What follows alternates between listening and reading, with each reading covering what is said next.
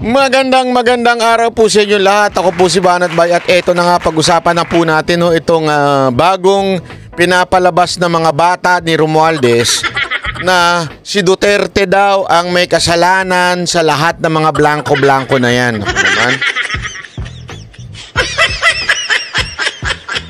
Sabi nga ni Attorney Vic, hindi naman kasalanan niya ni Pangulong Duterte, kasalanan niya yan. Kayo naglabas ng nagbigay ng resulta ng BICAM report na blanco. So wag niyo sasabihin na si Duterte.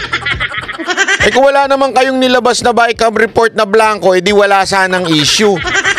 Ngayon, porket kayo ay pinuna ni Attorney Vic at ni Ungab at ni Pangulong Duterte, sasabihin nyo na naman si Pangulong Duterte.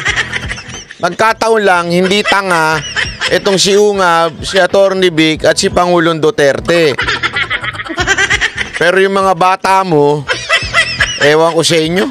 O, panoorin po natin tong balita bago tayo pumunta sa detalye, ha. Ang dami po nating pag-uusapan ngayong araw na ito. O, pasok. Pinupolitika raw at tila hino-hostage ang 2025 national budget kasunod ng petisyong ideklara itong unconstitutional at ang itinuturong nasa likod ng pamumulitika ang mga Duterte raw. Nasa frontline ng balitang yan. Kaya naman kayo Pag hindi nyo na kayang ipalusot, noong una nagpapalusot pa sila. Noong una, eto titingnan natin yung senaryo yung silent treatment nila, hindi kumana. Diba, tumahimik sila noon tapos hindi sila nagpapa-interview, tumatakbo pa nga si Kimbo. Naalala nyo yun? O, noon pa lang, alam na nating meron na silang problema. Tapos, nung sumagot, mali-mali naman yung sagot. O, di ba, sa sobrang mali-maling sagot, ultimo si Tito Soto, nasa administrasyon yan ni Marcos. Si Lacson, nandun din yan. O, pumuna. Ngayon, itong may Chief Justice pang pumuna rin. Lahat to ay pumuna doon sa sinasabing blanco na technical group lang daw. O edi pahiya yun, di ba? Pahiya yung ganong klaseng palusot. This time, may bago na naman silang palusot. Si Duterte may kasalanan yan.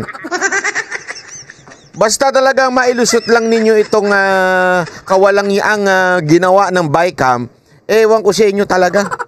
O, eto pakinggan. Marian Enriquez. Kung si House Appropriations Committee Vice Chairperson Zia Alonto Adyong ang tatanungin, obvious kung sino ang nasa likod ng pagpapaputok. Ano ba nagawa nito sa Pilipinas? Ha? Anong nagawa mong trabaho, Congressman Adyong? Yung totoo. Alam ko nga, ewan ko pero mamaya, google ko muna, titignan natin, Issue ng national budget. Kasi kung titingnan mo rin kung who are the people behind the filing of the questioning the budget before the Supreme Court, they are all well connected with the Duterte. Nitong Lunes, naghain ng petisyon sina Davao City 3rd District Representative Isidro Ungab at dating Executive Secretary Vic Rodriguez sa Korte Suprema para ipadeklarang unconstitutional ang 2025 national budget. Sina Ungab at Rodriguez ang kasama ni dating Pangulong Rodrigo Duterte sa isang programa kung saan unang inungkat ang BICAM report. Ayon kay Adyong, pinopolitika ang budget at tila hino-hostage ang pondo ng bayan.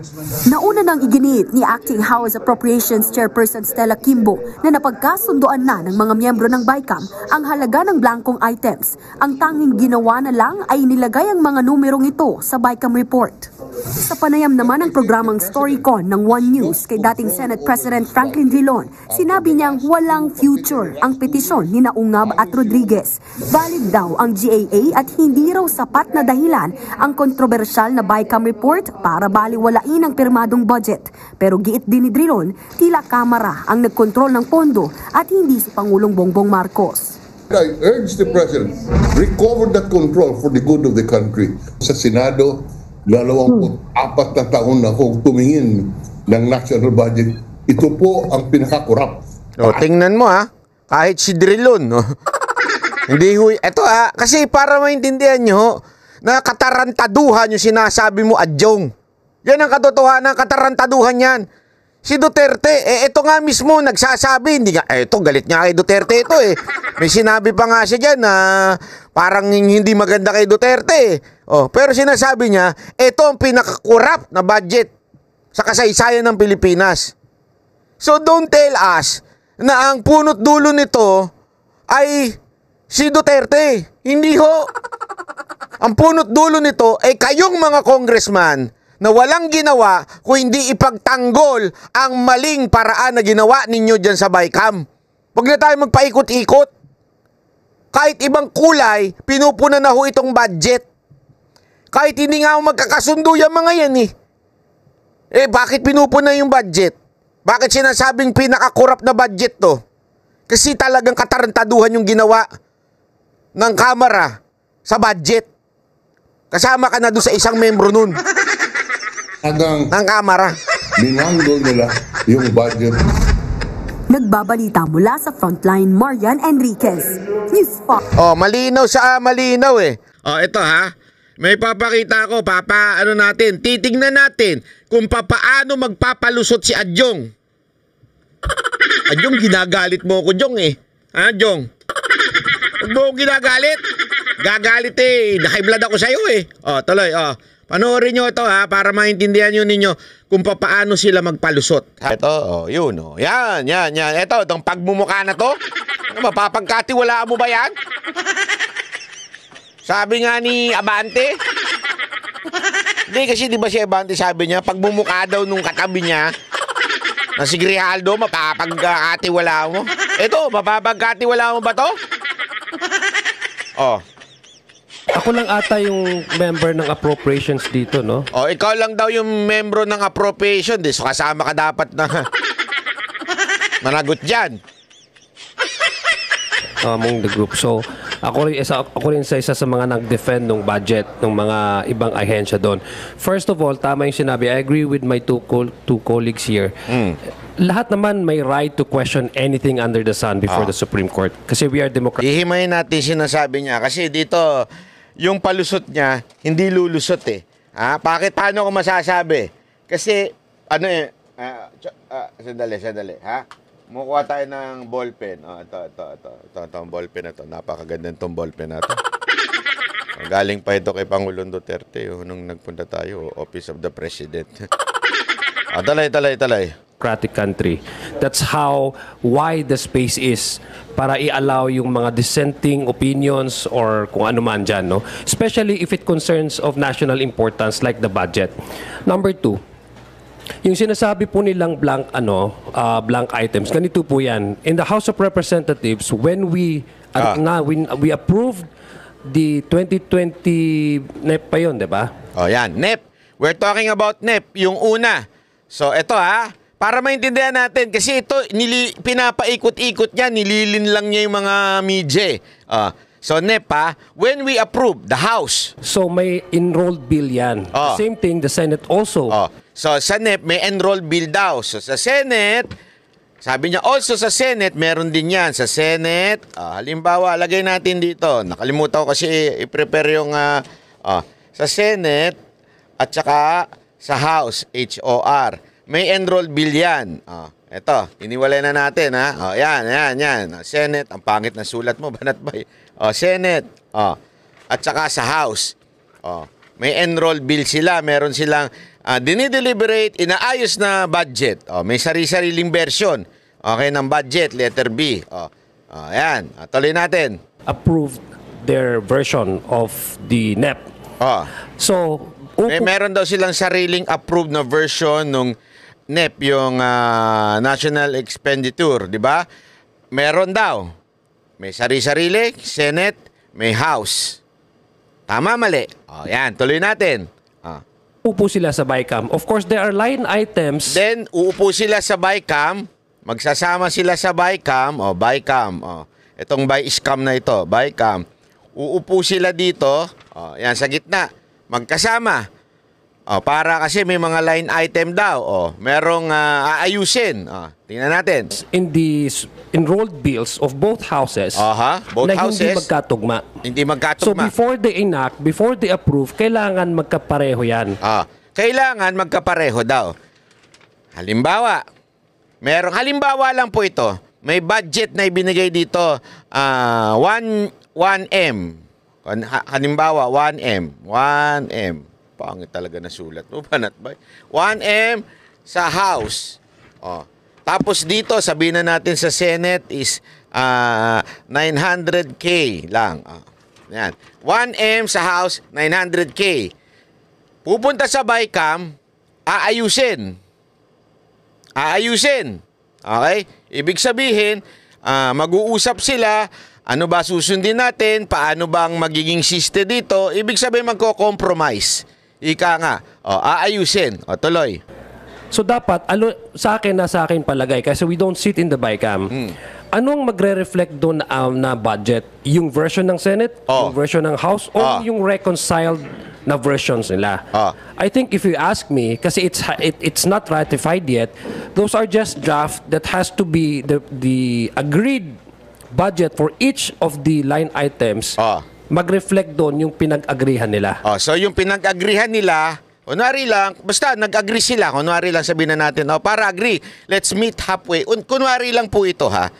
Instead na 1M, binigay natin sa isang gawin na lang natin 950K. Kasi 1M sa'yo. Dito sa amin na napagkasunduan, 900. Halimbawa lang ito mababaw na halimbawa para lumakita ninyo kung saan tinarantatado yung paliwanag. So, my take on that, because if you look at the document that came out, that was leaked, December 11, hindi actually siya yung date kung saan in-approve talaga yung BICAM report. So, but still, pinapaliwanag niya na, ang tanong, yung BICAM report ba blanco? May mga blanco ba? Kasi, ang linaw dito, kaya nga pagsasamahin, kaya nga pag-uusapan dito sa BICAM, it is because meron nang nakalagay na mga amount ng budget. So, ibig sabihin po, hindi pwedeng blanco. Kasi pinalulusot nila dito, hindi, okay lang yan. Technical group na yung mag-aayos dyan. Hindi pwedeng blanco. Paano ko napatunayan? Tuloy natin. Have to ratify that, but they have to maintain the position of reflecting the exact amount which was approved. Exact amount. So, ibig sabihin, may amount by both houses. So, sabi nga ni Kong Stella, it's just a matter of typo yan eh. Typo. So, sumunod sila doon sa kwento ni Kimbo na typo lang yan. So, pwedeng ayusin yan. Sino? Tandaan ninyo, sabi ni Estela, Hoy, Estela, bakit ang ganda ng pangalan mo, pang bold star, pero yung Estela, sabi niya, umamin siya, di ba, na may blanco doon. May blanco doon, inamin niya yun. Pinakita na natin sa video natin yan. Ilang beses natin iniskas yan. It's a fact na may blanco. Kaya nga siya napahiya eh. Bakit? Ang sinabi niya, alam na namin yan, ang ano na lang dyan yung technical group. Kaya nga siya sinagot ni Soto, hindi pwede ang technical group ang mag-fill in the blanks. Kasi ngayon, tila sinisisi nila yung technical group na siya nag-fill in the blanks. Pero dito, mismong sinasabi niya may amount. So ano ba talaga ang totoo? Iba yung kwento mo sa kwento ni Stella na kunwari, kinukot mo pa si Stella. Pinaiikot-ikot mo, Adjong eh. Litong-lito ka na eh. Hirap na hirap ka na magpaliwanag. Yung katabi mo nga, tawa na ng tawa eh. Yung sa technical people, ang i-insert nila yung amount na yon. I-insert nila yung amount. Paano mo i-insert yung amount kung may amount na dapat pagkasunduan ng dalawa? The technical group, hindi sila pwedeng maggalaw dyan, magbago dyan ng amount dahil trabaho yan ng BICAM. In technical group, yung mali lang ang spelling, mga typo, yung mga, ewan ko siguro kung mali man ang grammar, yun lang ang trabaho nila, hindi mag-fill up. Niloloko mo kami. Adjong naman eh. Tapos sisisihin mo si Duterte pag hindi nyo kayang maipaliwanag. Naggagaguhan tayo dito eh. So I'm just walking you through the process. Number 3, Yung Hindi mo na ipaliwanag. Ako na nga nagsabi, sinundan ko yung proseso sinasabi mo. Sabi mo may amount. Sabi mo meron dito, may version, hindi amount, version. May version ng BICAM, may version ng BICAM, may version ng Senate, may version ng House. Pagkakasunduan na lang ng BICAM, pero hindi blanco. Pero bakit mo sinang uyunan yung sinasabi ni Estela na technical group na lang mag-i-insert ng ano dyan? Hindi pwede yun. Kasi kung mag-i-insert, ibig sabihin walang nakasulat. Kaya nga i-insertan mo eh. Ano ba, sir? Niloloko mo ba kami? Pinapaikot-ikot nyo kami. Buti na lang, hindi lahat ng mga nakikinig sa inyo tanga. Meron ding hindi tanga. constitutionality question, that's okay. Anybody can run before the court. But ito po yung magiging impact niyan. No? What they're actually asking is tantamount to hostage the budget, the operation of all the agencies in the government, all the bureaucracy in the government for 2025 operation. Isipin nyo, halimbawa, kini-question mo yan, and that's for the operation of the entire bureaucracy. It's like tantamount to ask hostaging the budget eh. Na hindi Hostaging the badge. Paulit-ulit. Alam mo, sorry sir ah, ang tagal mo na dyan. Ang sinasabi mo, membro ka pa ng APRO. Tapos sasabihin mo, hino-hostage. When you say hino-hostage, hindi makagalaw. Or naka-steady siya against his will or her will. Kasi nga hostage eh. Hindi ganun ang budget. Bakit? Kung may problema sa budget na ito, pwede naman re-enact yung last year budget. Hindi mo alam?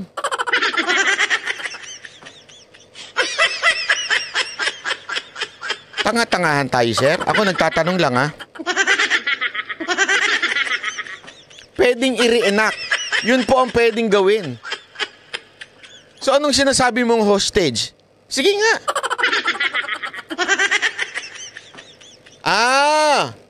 Baka naman kaya ayaw nyo yung reenact budget kasi wala dun yung pangampanya. Wala dun yung akap. Ano pa? Wala dun yung AYEX. Mababa lang. Hindi kasya sa ipinangako ng inyong amo. Tama, mali. Yan ang nakikita ng taong bayan kung bakit ayaw nila na ayusin muna tapos i-reenact na lang yung last year budget.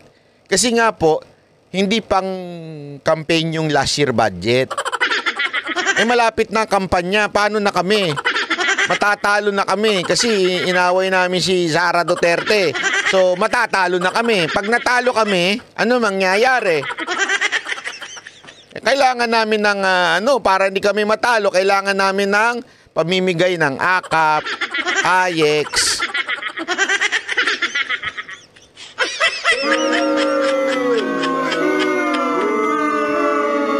Baka kaya ayaw nyo yung reenact na budget. Yun, yan ang problema eh. Hindi muna ipapagalaw yung ating mga birokrasya.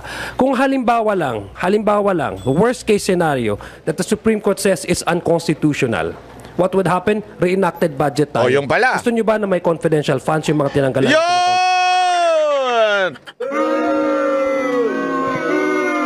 Ikaw na rin nagsabi, nung una hostage, ngayon sinabi mo re-reenact yung budget. Alam mo din pala. Tapos sasabihin mo pa, paano naging hostage yun? So, ibig sabihin po pala, sir, ang target nyo na naman dyan, ayaw nyo na naman yung confidential funds. Alam mong sagot ni Bixie Rodriguez dyan? Simpleng-simple. Tinanong sa kanya yan sa ANC. Ang sagot lang niya dyan, simple lang naman eh. Sino ho ba nagbibigay ng budget kung ayaw nyo talagang bigyan ng budget yung confidential fund? DBM. Or, siyempre, pag sinabi mong DBM na sa executive yan, ang magdidesisyon dyan, presidente. Pwede naman sabihin ni Marcos, wag nang bigyan yan. Kasi inaaaway ako niyan. Wag nang bigyan. O kaya iba-ibang version. Wag nang bigyan yan. Inaaway kami dyan. Pwede naman ganun eh. At saka again, eto, makinig kayo. Sigurado ako eh. Sinisisi nila ngayon si BP Sara Duterte na gusto lang daw maibalik yung confidential funds. Yan ang punto nila. And I'm telling you, I'm pretty sure, without even asking VP Sara Duterte, with the character of VP Sara Duterte, kahit ibigay niya yung confidential funds, hindi niya tatanggapin yan. Oh, pusta tayo. Wala akong alaman. Wala po akong connection sa Office of the Vice President. Hindi po kami nagkakausap niya. Hindi po kami nagkakausap ng tao niyan. Okay? Ako, nagko-costro lang ako pagka meron na, kunwari, meron kaming i-interview. Nagko-costro lang ako through another person. O si Mocha, to be particular. Ako, wala akong personal na kaugnayan sa kanila. Pero sigurado ko, 100%, pag ibinigay niya yung confidential fund, kunwari na i-reenact yung budget, hindi niya tatanggapin yan. Pustahan tayo. Hindi niya na nga hiningi yan eh. Di ba pilit kayo ng pilit doon sa hearing ninyo? Ano sabi niya? Wala ako na, ayoko na yan. Di ba nung tinanong siya ng mga senador, naalala nyo noon, nung tinanong siya, kasi di ba after ng maayos na yung budget sa Kamara, dinala sa Senate, sabi ng mga senador, tinanong daw ni Bato, gusto mo nyo yung po bang ibalik yung ano? Sabi niya, I'm no longer interested with that. Kasi nga, diyan nagkakagulo. O di sa inyo na yan, sabi ni Vice President. Ngayon, gawin nyo uli yun. Wag nyong ilihis ang issue. Ang issue kaya ayaw nyo ang reenact budget kasi mawawala yung mga pangampanya ninyo. Alam nyo yan. Kasi mawawala yung inilagay na pondo sa AKAP. Yung inilagay na pondo sa DPWH. Bakit? Di ba pinakita ko kahapon, ang taas ng nilaki ng DPWH, ang taas ng nilaki ng Kamara? Oh, pinakita ko yun eh. Yun ang mawawala. Oh, eto, papakita uli natin yan. Kasi eto si Adjong, masyado ka ha. Kala mo, ituturo mo na naman sa mga Duterte yung problema ninyo, ha? Oh, ipapakita ko sa inyo, sandali, chot tomate, ha? Oh. Kasi para lang maintindihan natin, it's not about the confidential funds. It's about this. Oh, sandali lang, sandali. Pakita natin. Wait lang.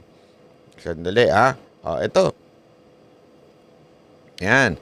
Oh, yan. Sandali. Ay, ito. Ayan. Oh. Kita natin.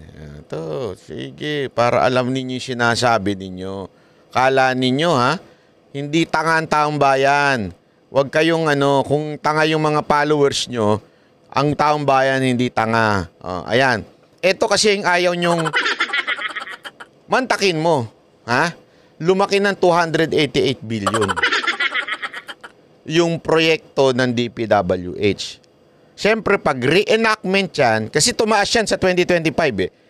Pag reenactment yan, mawawala yung pag-angat ng 288 billion. Malamang sa malamang. Malamang sa malamang. Naka-ano na yan. Nakaalat na yan. Sa mga kongresistang 777 at 333. Sabi nga ni Magalong, di ba? Ano pa mawawala? Para na malinaw sa atin. Tayo na huwag nyo kaming ginagago. Alam namin na nangyayari. Ayan. Maano pa mawawala? Yung 17.3 billion na tinaas ng budget ng House of Representatives. Kaya kayo natataranta depensa ng depensa sa 2025 budget.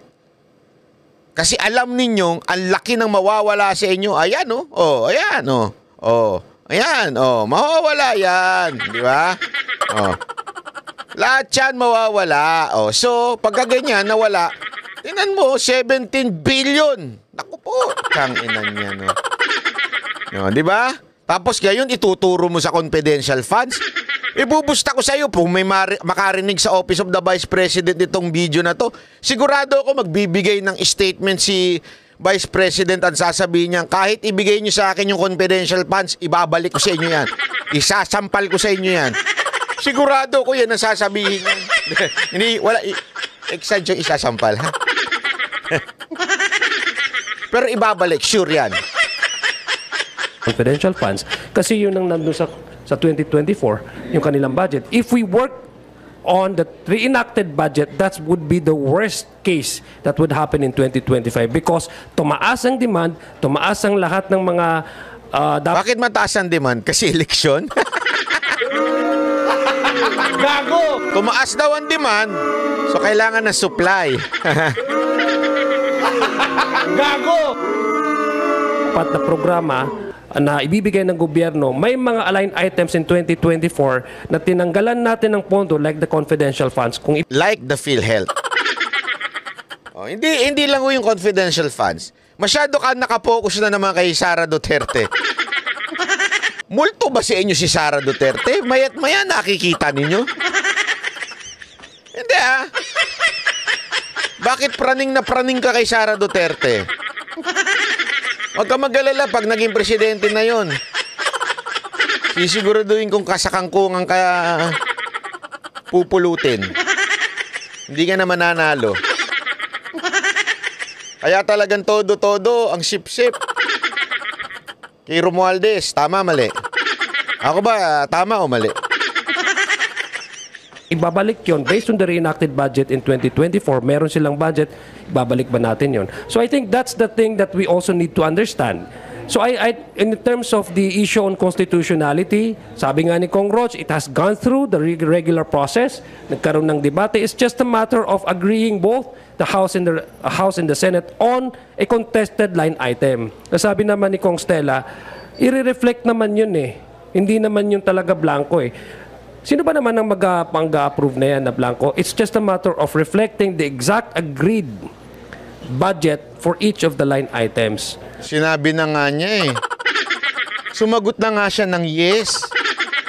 Sumagot na siya ng yes, magpapalusot ka pa. Sumagot na siyang yes. Diba? May video yun Kaya nga, reaction ni Tito Soto? Kailangan dumaan sa... Diba? Kaya nga ganun ang reaction ni Tito Soto Dating Senate President. Dating Senate President ni si Drilon. Bakit ganun ang kanilang mga reaksyon? Simpleng-simple lang. Tutoy. Mas may alam to mga to. Mali talaga yung ginawa ninyo dyan sa BICAM. Kung kasali ka man pero kung hindi ka kasali dyan sa BICAM, mali ang ginawa ng mga tao dyan sa BICAM. Actually, ang sabi nga nung naririnig ko nga baka yung BICAM, hindi yun pa ang report Meron pang isang cam. Naku, ang pangit naman pakinggan no? YouTube, ibang cam yung sinasabi ko committee, ibig sabihin nun. Committee, ika nga, committee. Diba? Baka nga hindi lang sa BICAM yan Baka meron pang isang fourth, sabihin na natin, fourth chamber, sabi nga nila. Kasi first and second chamber yung Senate, House, tapos third chamber yung BICAM, fourth chamber si tinanong natin niya kay Atty. B kung ano yung fourth chamber. Malalaman ninyo. Tuloy. So yun po yung take ko doon. We cannot afford to have a reenacted budget. Sir, clarification lang on the confidential funds that you mentioned. Kasi, correct me if I'm wrong, pero even noong 2024, parang tinanggal na yung confidential funds. But there are still portions of some of the confidential funds in line agencies that maintains enjoy a certain portion of confidential funds. But it was not taken out I think Sandali nga, let me check on that. Kasi sinasabi ng reporter, 2024 budget of OBP confidential fund wala na daw. So nagpapalusot ito. Hindi, yung iba meron pa. Wait Aha. Wait lang, chotomate.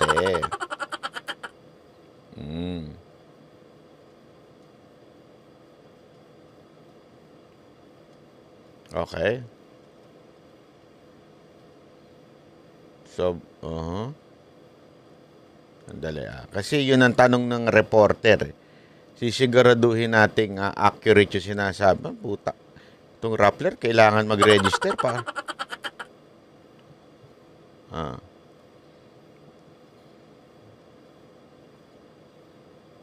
Wait lang, Let's see. Wala. Sayang itong Rappler, kailangan pang mag-rehistro. Ayun, ito. Ayan.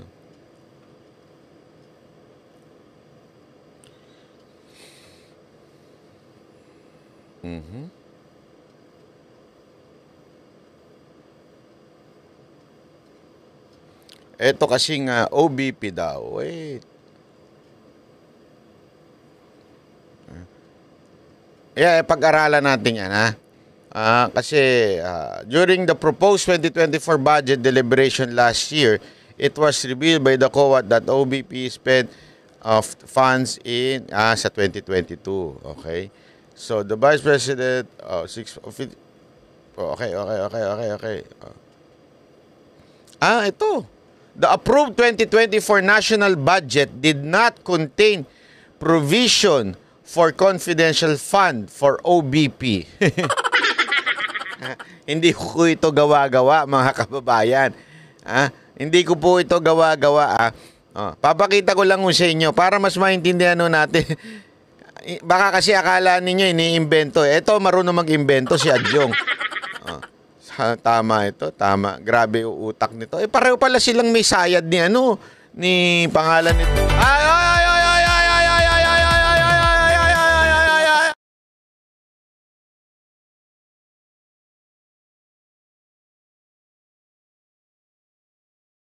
Sorry naman. May nagplay. Hayop yun It's not right. Kasi baka mamaya tayo doon Ito. Ito. Ta.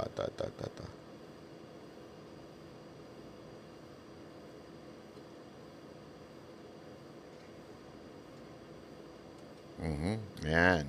Papakita natin. Para, ito.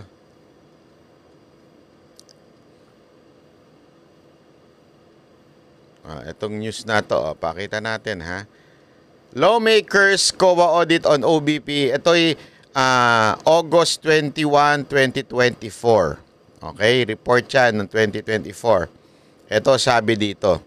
Sa baba, nakasulat. The Vice President,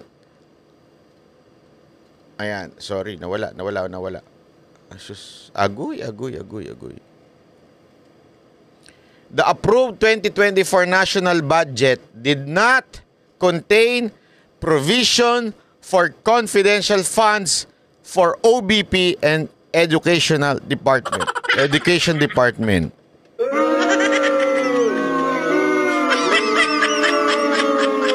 So, Adjong, ano yung sinasabi mo?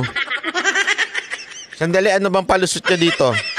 Tingnan nga natin yung palusot niya doon sa tanong na reporter na wala namang confidential funds yung OBP. Kasi sinasabi niya dito, pag ni-renact yung budget, babalik yung confidential funds ni VP Sara Duterte. Kasi when you say reenactment, yung nakaraang budget, yun ang susundin. Okay, babalik daw. Okay, babalik daw yung confidential funds. Ano ang sagot ng ni Adjong dun sa tanong na media? Pasok. But there are still portions of some of the confidential funds in line agencies that maintains it's just a matter of reflecting the exact agreed So, budget. yun yung palusot niya. Sa ibang agency daw. So, wala sa OBP. Gago! For each of the line items. Ayan So, yun po yung take ko doon. We cannot afford to have a reenacted budget. Sir, clarification lang on the confidential funds that you mentioned. Kasi, correct me if I'm wrong, pero di ba nung 2024, parang tinanggal na yung confidential funds? Correct me if I'm wrong. Di ba nung 2024 wala namang budget na confidential fund ang OBP? Ito, sagot niya na-caught off guard si Booking. But there are still portions of some of the confidential funds in line agencies that maintains enjoy a certain portion of confidential funds. Ano ibig mo sabihin sa ibang ano? Malinaw pa sa malinaw, walang confidential fund noong 2024 ang OBP. Tapos sasabihin mo ngayon, meron pang ano, napupunta sa line agencies, mga ganyan-ganyan. But it was not taken out eh. I think on certain agencies they've also been asking for the issuances of confidential funds. It was only at that time when Ano na? issues came out that certain agency decided Oh, hindi agency na puta. Hindi OBP. Ibang agency, hindi na natin problema yun. Problema nyo na yan. not to avail of the confidential funds anymore. I know, alam nyo kung anong agency ito, tinutukoy ko. Or pwede ba, sir, na parang gusto lang ng fair budget? Iba yung itsura ni Sir eh. Mukhang sabi niya, sandali na. Napahiya ako dun mali hindi ako nakapag-research.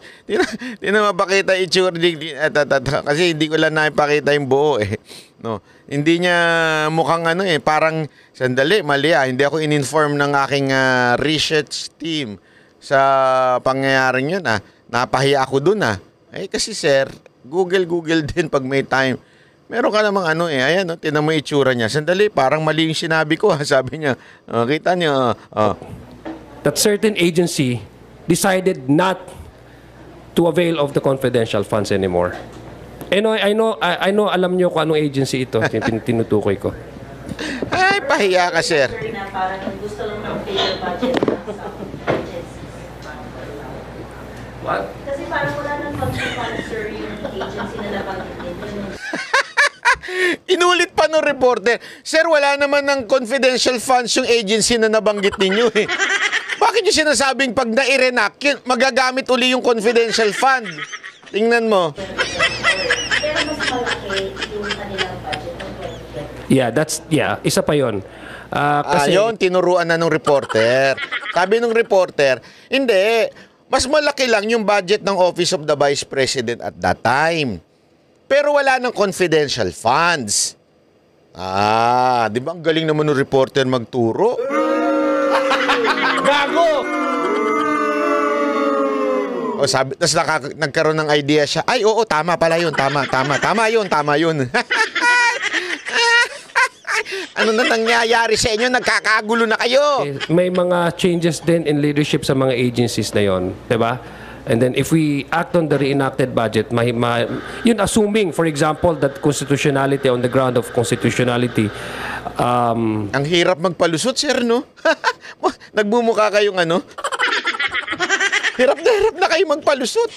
What you call this, yung nanalo, halimbawa lang, di ba? Assuming, for example, which I don't think the Supreme Court will really see the merit of,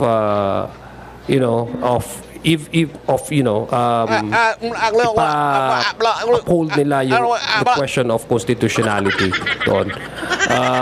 Ang sinasabi ko lang dito is the effect of that, no? Kasi ma-hostage yung operation ng entire bureaucracia for 2025. Ano ma-hostage? Si re-reenact na. Ano ba? Agoy! So you're saying yung motibo na mga nagdoon? Well, I think one of the reason, kasi kung titingnan mo rin kung who are the people behind the filing of the questioning the budget before the Supreme Court, they are all well connected with the Duterte. Oh, yan na, bigla na lang sisi kay Duterte. Yung pala ang ending nun. Pahiya ka na, Sir, dahil wala namang confidential fund ng Office of the Vice President noong 2024. Ipilit mo talagang isinisisi na kaya gustong magkaroon ng reenactment dahil palpak yung budget ngayon. Pinipilit mo dahil gusto ng OBP na magkaroon ng confidential funds. Wala nga noong 2024. Ang sakit nyo sa banks. Tapos, dahil pahiya kayo, ang ending nyo. Hindi, basta ang mga Duterte ang may kasalanan yan.